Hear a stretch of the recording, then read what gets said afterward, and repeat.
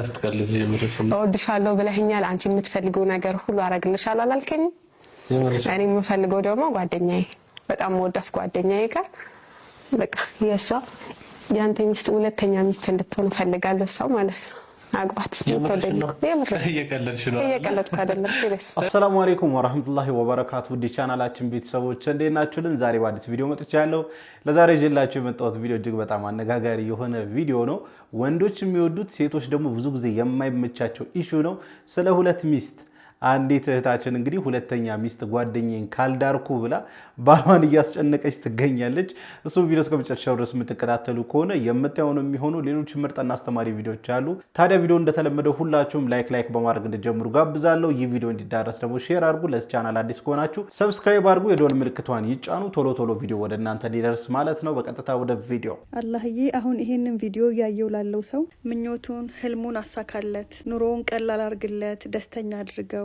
ችግርን መከራን ረሃብን መታረዝን አታሳየው እድሉን አሳምርለት የሰው ፍቅርን ስጠው የሚወደውን ሰው ጠብቅለት እናትና አባቱን ጠብቅለት ልጆቹን ጠብቅለት ለሰው ያልነገረውን ላንተ ብቻ የነገረውን ሐጃውን ሙላለት አሚን ላላችሁት ሁሉ ይሁን አላሁመ ሰል እንግዲህ በግድ ዱዓ አስደርግላችኋለሁ ዛሬ ይሄን ቪዲዮ የተመለከታችሁ በሙሉ ሁላችሁም ወደዳችሁም ጠላችሁም ዱዓ ተደርጎላችኋል አሚን ማለት ብቻ ነው ከናንተ የሚጠበቀው እንግዲህ ዱዓ ማድረግ እጅግ በጣም አስፈላጊ ነገር ነው አላህ Subhanahu Wa Ta'ala የወደደው ሰው ዱዓን ያገራለታል ምክንያቱም እጃችንን ወደ አላህ ዘርግተን ፈጽሞ ነው ያ ዱዓ የማይመለሰው ወይ ዱዓው ወዲያውኑ ይመለስልናል ካልሆነ ሊመጣብን የነበረው በላ በዛ ዱዓ ምክንያት ይመለሳል ወይንም ደግሞ ለአኺራችን ይሻገርልናል ማለት ነውና የዱዓ ኪሳራ የለውም ሁላችንም ዱዓ ላይ እንበራታ ጊዜን መሳደብ የጊዜ ባለቤት የሆነውን አላህን መሳደብ ነው አንድ ሰው ምን አይነት መጥፎ ጊዜ መጣ ምን አይነት የተረገመ ዘመን ላይ ነን ያለ ነው ካለ ተሳድቧል የአላህ መልእክተኛ ምን ይላሉ قال الله تعالى ጌታ አላህ እንዲህ ይላል يؤذيني ابن آدم يسب الدهر የአደም ልጅ ዘመንን እየተሳደበ ጊዜን እየወቀሰ እኔን አዛ ያረገኛል ወአነ الدهر እኔ ነኝ ዘመንና ጊዜ ማለት بيدي الامر ምክንያቱም ነገራት ሁሉ በእጆቼ ናቸው اقلب الليل والنهار ለሊትና ቀንን አገለባብጣለሁ አለ ጊዜን መሳደብ የጊዜ ባለቤት የሆነውን አላህን መሳደብ ነው አንድ ሰው ምን አይነት መጥፎ ጊዜ መጣ ምን አይነት የተረገመ ዘመን ላይ ነን ያለ ነው ካለ ተሳድቧል የዘመን መጥፎ የዘመን እርግማን የለውም የሚያመሸውም የሚያነጋውም የሚያገለባብጠው አላህ ነው ጊዜን መሳደብ ማለት ሰሪውን አላህን እንደመሳደብ ነው ወአነ الدهر እኔ ነኝ ዘመን ጊዜ ሲል አላህ ምን ማለት ነው بيدي الامر ነገሩ ሁሉ በእጄ ነው اقلب الليل والنهار ቀንን ለሊትን ማገለባብጠው እኔ ነኝ ያለው በዘመን ውስጥ መጥፎ ሰዎችን ካየን መጥፎ ሰዎች ያሉበት ዘመን መጣ እንላለን እንጂ መጥፎ ዘመን መጣ ብለን መጥፎነትን ወደ ዘመን ማስጠጋት ስተት ነው ጊዜው ምንም አላደረገንም ይመሻል ይነጋል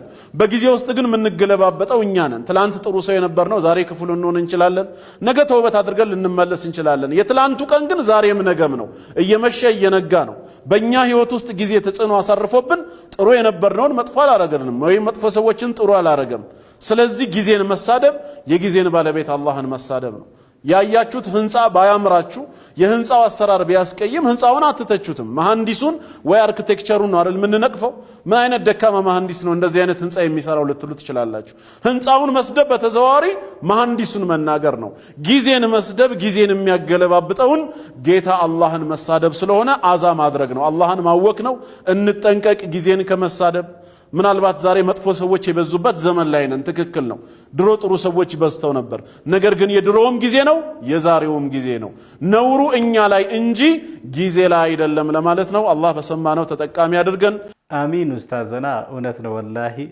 እኛ በጣም ቀለል አድርገን አቡ 8ኛው ሺ መጣ ምን አይነት ጊዜ ነው ምናምን ይያለን ጊዜን እናጣጥላለን ጊዜን እንሳደባለን ባጭሩ አላህ Subhanahu Wa Ta'ala በጊዜ ይምላለው ብሎ አላህ Subhanahu Wa Ta'ala እኮ ምሎበታል የአላህ ነገር ነው ጊዜው የአላህ ነውና ጊዜን መሳደብ ቀናትን መሳደብ እንዲሁም ደግሞ ያያድ ጻዋይና አንዳንዴ ዛሬ ፀሐይ ምን አይነት ፀሐይ ነው ከነ ልጅ ሆኖ እንዲወጣችሁ ምናምን ብለን እንቀውጠዋለን ይሄ ልክ አይደለም ዝናብ ሲዘንብ ምንድነው ይሄ ዝናብ በቃ አያቆምም እንዴ ቀኑን ሙሉ የሚጨቃጨቀው እንላለን የአላህ ረህመት ነው እነዚህ አይነት ነገሮች ላይ በጣም ጥንቃቄ ልናደርግ ይገባል ምን አይነት ጊዜ ነው ብለን እናማራለን ነገር ግን ጊዜው ሳይሆን እኛ በዛ ጊዜ የተገኘን ሰዎች ነን መጥፎ ነገር እያደረግን ጥሩ እንዳይሆን እያደረግን ያለነውና ምን አይነት ጊዜ ነው ይያል ምናም ከምንጨቃጨቅ ይልቅ ይህንን ጊዜ ለማሳመር ጥረት ማድረግ አለብን። እኛ የራሳችንን አስተዋጽኦ ምን አድርገናል?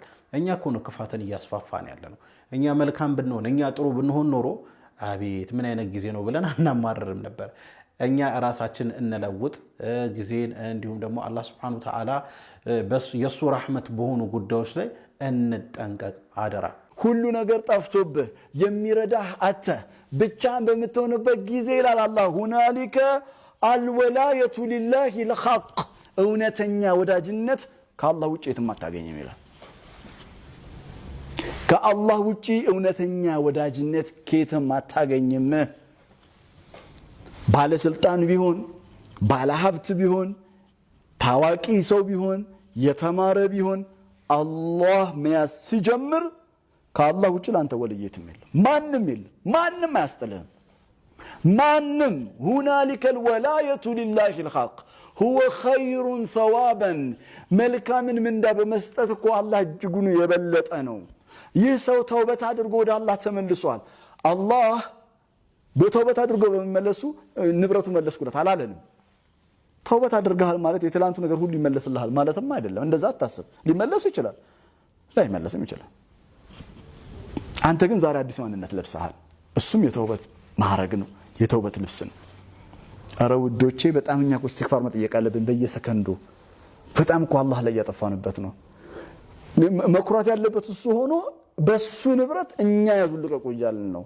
ሁናሊከ الولاية لله الحق ስንቶች ማን ነበሩ መሰል አቅም የነበራቸው በብዙ ነገር አቅም የነበራቸው በኋላ ላይ ሲወድቁ ግን የሚረዳቸው ነው ያጣ። ማንም አልደረሰላቸው ማንም አላስጣላቸው። ይሄ አያቶችን ስናነብኛ የበቃ የታሪክ ነው ብለን እንድናልፍ አይደለም። this is for you ይሄ ላንቺ ነው ላንተ ነው ለኔ ነው this is mine ለኔ ነው። በትክክል ኡስታዘና ይሄንን ነገር ልንረዳ የምንችለው እኛ ችግር ውስጥ ስንሆን ነው። ችግር ውስጥ ስንወድቅ ወይንም ችግር ላይ ስንሆን ማንም ሰው አጠገባችን ዞር ብሎ አያየንም። አላህ Subhanahu Wa Ta'ala ብቻ ነው ከኛ ጎን የሚሆነው። ወደ አላህ እጃችንን በዘረጋን ሰዓት አላህ Subhanahu Wa Ta'ala ያስደሳናል፣ ያንን ችግር ያነሳልናል። ያ ችግር ላይ ሆነን ደስታ እንዲሰማን ያደርገናል። ሁል ጊዜም ወደ አላህ መቅረብ ይኖርብናል ብዬ አስባለሁ። በየቀኑ ወንጀል እንሰራለን እናምጻለን አላህን፣ ነገር ግን ኢስቲግፋር እያደረገን አይደለም። ስለዚህ ኢስቲግፋር ላይ እንበራታ፣ ወደ አላህ እንጠጋ። ምክንያቱም ሲቸገረን ብቻ አላህን ማስታወስም የለብንም። ጤነኛ በሆንበት ሰዓት፣ ባልተቸገርንበትም ሰዓት፣ ኖርማል በሆንበት ሰዓት አላህን ማስታወስ አለብን።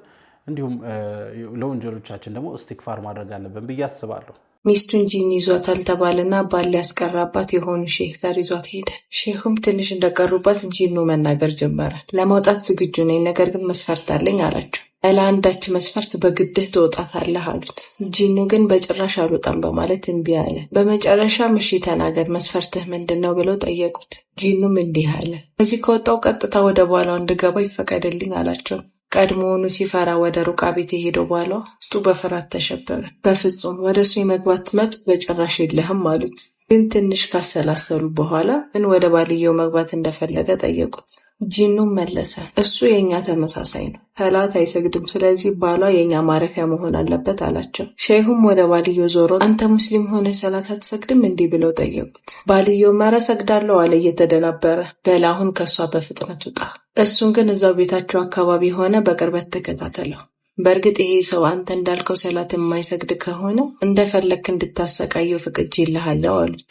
ጂኑም እሳቸው ባቀረቡለት ሐሳብ ተስማማና ለቀቃት። አንድ ቀን ሴትየዋ ወደ ሼሁ ደወለችና ላደረጉላት ነገር አመሰገነቻቸው። እንደዚህም አለቻቸው፣ አሁን ባሌ ሰላቱን ቀጥ አድርጎ እየሰገደ ነው፣ እንዲያውም የመስጂድ በር ከፋች ሆኗል አለቻቸው። ሼሁም እንዴት አንድ ሰው አላህን ሳይፈራ ጂኒ ይፈራል ብለው ፈገግ አሉ። እርግጥ ነው ሴትየዋ ምንም ጂኒ አልነበረባት። ባሏ አልሰግድ ብሎ ቢያስቸግራት ከሼህ ጋር ተመካክራ ነበር ይህን ያደረገችው። ሴት ልጅ መላ አታጣም ይባል የለ። በዚህ መልኩ ባልየው የእውነተኛ ያላህ ባሪያ ሆኖ ኖረላት።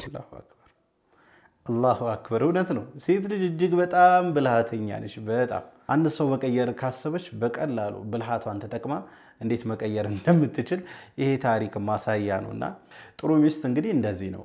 ወደ አላህ እንድንቀርብ የአላህ ትክክለኛ ባሪያ እንድንሆን በእንደዚህ አይነት መንገድ እንግዲህ ታግዛለች፣ እዚህን ያህል ርቀት በመሄድ ማለት ነውና አላህ Subhanahu Wa Ta'ala እንግዲህ ያገባችሁ ሚስታችሁን ጥሩ ሚስት ያደርግላችሁ። ያላገባችሁ ደግሞ አላህ Subhanahu Wa Ta'ala ሳሊህ የሆነች ጥሩ የሆነች ሚስት አላህ ይወፍቃችሁ ነው የምለው። እንዲሁም ለሴቶቹ ደግሞ አላህ ጥሩ የሆነ ሳሊህ የሆነ ባል ይወፍቃችሁ። አሁንም ወስዳችሁ ቪዲዮ ደግሞ ከዚሁ ከዘውጅ ጋር ሳንወጣ ከትዳር ጋር ሳንወጣ እንግዲህ አንዲት ሚስት በግድ ሁለተኛ ሚስት ካልዳርኩ ጓደኛዬን ካልዳርኩ እያለች ነው። የሱ መልስ ምን ይሆን? እስቲ አንድ ላይ ቪዲዮ እንመልከትና የራሳችንን ሐሳብ አስተያየት እንሰጥበታለን። አስተቀልዚ የምትፈልግ እወድሻለሁ ብለኸኛል። አንቺ የምትፈልገው ነገር ሁሉ አረግልሻለሁ አላልከኝ? እኔ የምፈልገው ደግሞ ጓደኛዬ በጣም ወዳት ጓደኛዬ ጋር በቃ የሷ ያንተ ሚስት ሁለተኛ ሚስት እንድትሆን ፈልጋለሁ። ሰው ማለት ነው አግባት ስትወደኝ እየቀለድሽ ነው? እየቀለድኩ አይደለም።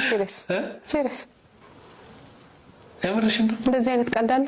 ኧረ እባክሽ አትቀልጂ። እየቀለድኩ አይደለም። ከዚህ በፊት ቤተሰቦች ያውቃሉ እኮ እያዩ እኮ ነው። ከዚህ በፊት ቪዲዮ ሰርቼ ነበር እንደውም እንደዛ ብዬ ማለት ነው ቲክቶክ ላይ እና ያቁኛል። ተይ አንዴ እየቀለድኩ አይደለም። ሲሪየስ አንተ ደግሞ ሁሌ በቃ ቀልድ ነው የሚመስልህ። ከዚህ በላይ ቀልድ አለ? ቀልድ አይደለም እንዴ? ምን ነው አንተ? ይሄ እኮ ለአንተ ደስታ መሆን አለበት አንዴ። ለኔ እንደዚህ የምርሽን ነው? የምሬን ነው። ምን ሸሪያ እኮ ለእናንተ አራት አይደል እንዴ ፈቀደው እንዴ? ምንድነው ያስደነገጥሽ ነው? የምር እየጨነቀኝ ነው እንዴ? ለምን ይጨንቃል እንዴ? እኮ ብዙ ወንዶች ምኞታቸው እኮ ነው ሁለተኛ አግባ እያለሽኝ። አዎ ሁለተኛ አግባ። በጣም ወዳት ጓደኛዬ ናት። ሁለተኛ አግባ ፈልገሽ? አዎ ከኔ እንድትርቅ አልፈልግም። ሌላ ሰው አገብታ ከኔ እንድትርቅ አልፈልግም። ሁሌ ከኔ ጋር እንድትሆን ፈልጋለሁ። እሷ ሌላ የምታገባ ካንቺ እንዴት ትርቃለች? ትርቃለች። ሌላ ነው ለእሷ በጣም ስለምወዳት። አንተ እኮ ውሸት ያቆም ነገር የተመለከታችሁት ነው ዱብዳ የሆነበት። ምክንያቱም አንዲት ሴት አስቡት ሁለተኛ ሚስት ካላገባህ ብላ ከራሷ አንደበት ወጥቶ ባልን ስታስቸግር ማለት ይሄ ለማመን ይከብዳል አይደል? በጣም ማመን ከብዶት ነበር። እሱ አስሬ እውነትሽ ነው እያለ እየጠየቀ ነበረ። የእሷ ግን እጅግ በጣም አስገራሚ ነው። ጓደኛዬን ልዳር ከሌላ ቦታ ከምታመጣ ማላቃትን ከምታመጣ ጓደኛዬን ሁለተኛ ካልዳርኩ ምን ችግር አለው? እስከ 4 ይፈቀደል እንዴ እያለች ነበረ። ችግር የለውም። በእርግጥ አንድ ሰው በፍትህ ማስተዳደር የሚችል ከሆነ ፋይናንሻል አቅም ካለው ለሁለቱም እኩል ፍቅር እኩል ጊዜ መስጠት የሚችል ከሆነ ሁለተኛ ማግባቱ ጥሩ ነው፣ የሚወደድ ነው። በተለይ ደግሞ የእሷ ፍቃድ እንደዚህ የተሞላ ከሆነ ማለት ነው። ሜቢ እሱ ሬዲ ካልሆነ የሁለቱንም ሀቅ መወጣት የሚከብደው ከሆነ ግን እዛው አንቺ ላይ ቢወሰን ጥሩ ነው ብዬ አስባለሁ። ይህ ቪዲዮ እጅግ በጣም እያነጋገረ ይገኛል። ትንሽ ዘናም ስላደረገ ይህን ቪዲዮ ወደ እናንተ ያመጣሁት። ባይሆን እኔ እናንተን ልጠይቃችሁ፣ ለባላችሁ ሁለተኛ ሚስት ካላገባህ ብላችሁ ታስጨንቁታላችሁ? ለዛውም ራሳችሁ ሴት መርጣችሁ ማለት ነው። ቺን አግባ ጓደኛዬን አግባ ትላላችሁ? ኮሜንት ላይ ሀሳባችሁን ብታሰፍሩልኝ ደስ ይለኛል። ለማንኛውም ለዛሬ ይዤላችሁ የመጣሁት ቪዲዮ ይህን ይመስል ነበረ። ቪዲዮን ከወዳችሁ እንደተለመደ ሁላችሁም ላይክ አድርጉ። ይህ ቪዲዮ እንዲዳረስ ደግሞ ሼር አድርጉ። ለዚህ ቻናል አዲስ ከሆናችሁ ሰብስክራይብ ማድረግ አይረሳ። ኢንሻአላህ በቀጣይ በአዲስ በቆንጆ ቪዲዮ እስከምንገናኝ ወሰላሙ አለይኩም ወራህመቱላህ ወበረካቱ።